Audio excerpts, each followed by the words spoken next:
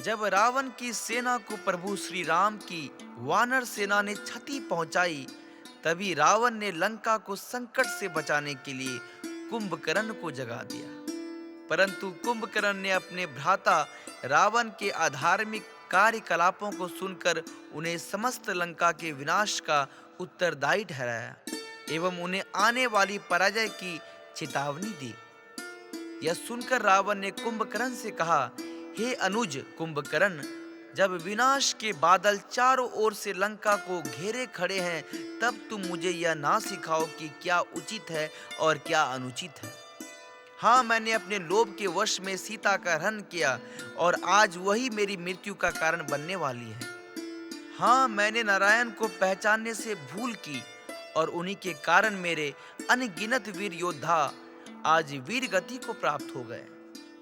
हाँ, मैंने अपने अहंकार के चलते श्री राम के शांति प्रस्ताव को ठुकरा दिया और आज मेरी सोने की लंका एक शमशान बन चुकी है। परंतु जो बीत गया बुद्धिमान उसका शोक नहीं करते। भविष्य की चिंता कभी कर्मयोगी नहीं करते। इस समय क्षण में जो जीते हैं वही महात्मा कहलाते हैं। युद्ध जब आरंभ हो चुका है तो इसे मेरी मृत्यु से ही समाप्त होना पड़ेगा। यही विधि की लेख और नियति है। रावण इसे हंसते हंसते स्वीकार करेगा ताकि इतिहास रावण को भीरू अथवा कायर ना समझे। रावण कहते हैं, कभी किसी भी हालत में मत झुको। अंतिम युद्ध में जाने से पहले रावण ने महाकाल आरती का प्रबंध किया, परंतु आरती में अपशगुन हेतु रावण ने महाकाल महेश्वर से कहा कि हे महाकाल, हे परमेश्वर, हे शंकर, आज इन अपशगुनों द्वारा आप रावण को नहीं डरा सकते हैं। आपने क्या सोचा कि मैं आपका परम भक्त हूं तो इन अपशगुनों से डर जाऊंगा और युद्ध को रोककर राम के चरणों में समर्पण कर दूंगा? नहीं, रावण मिट जाएगा परंतु झुकेगा नहीं। अपने आन को बेचकर जो जीते हैं वह एक कीट की भांति हर दिन मरते रहते हैं। दया की भीख में जो रहते हैं उन्हें जीवन भी दया का पात्र बनाए रखता है। इस युद्ध में मेरे अनेक सगे संबंधी, भाई, पुत्र, पौत्र एवं अनेक प्रजाओं ने बलिदान दिया है। आज यदि मृत्यु के भय से मैंने अपने घुटने राम के समक्ष टेक लिए तो मेरे परिवार और लंका के वीरों का बलिदान व्यर्थ हो जाएगा और इतिहास मुझे विभीषण की भांति कायर ठहराएगा। अतः हे शिव शंभु, हे शंकर, हे भोलेनाथ, रावण कभी झुक नहीं सकता।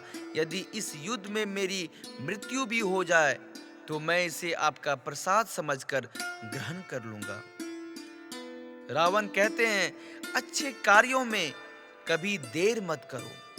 अंत समय में रावण ने लक्ष्मण को 3 सीख दी थी। अच्छे कार्य में कभी विलंब नहीं करना चाहिए। अशुभ कार्य को मोहवश करना ही पड़े तो उसे जितना हो सके उतना टालने का प्रयास करना चाहिए। रावण कहते हैं, किसी को तुच्छ ना समझे, किसी को छोटा ना समझे। शक्ति और पराक्रम के मद में इतना अंधा नहीं हो जाना चाहिए कि हर शत्रु तुच्छ और निम्न लगने लगे। वानर और मानव के अलावा मुझे कोई मार नहीं सकता। मुझे ब्रह्मा जी से वर मिला था कि वानर और मानव के अलावा कोई मुझे नहीं मार सकता।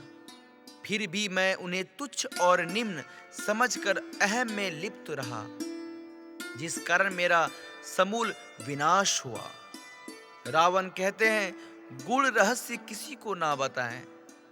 जो आपके गुण हैं उसे किसी से शेयर ना करें। तीसरी और अंतिम बात रावण ने लक्ष्मण से यह की, अपने जीवन के गुण रहस्य स्वजन को भी नहीं बतानी चाहिए, क्योंकि रिश्ते और नाते बदलते रहते हैं। जैसे कि विभीषण जब लंका में था तब मेरा शुभेच्छु था, पर श्री राम की शरण में आने के बाद मेरा विनाश का माध्यम बना।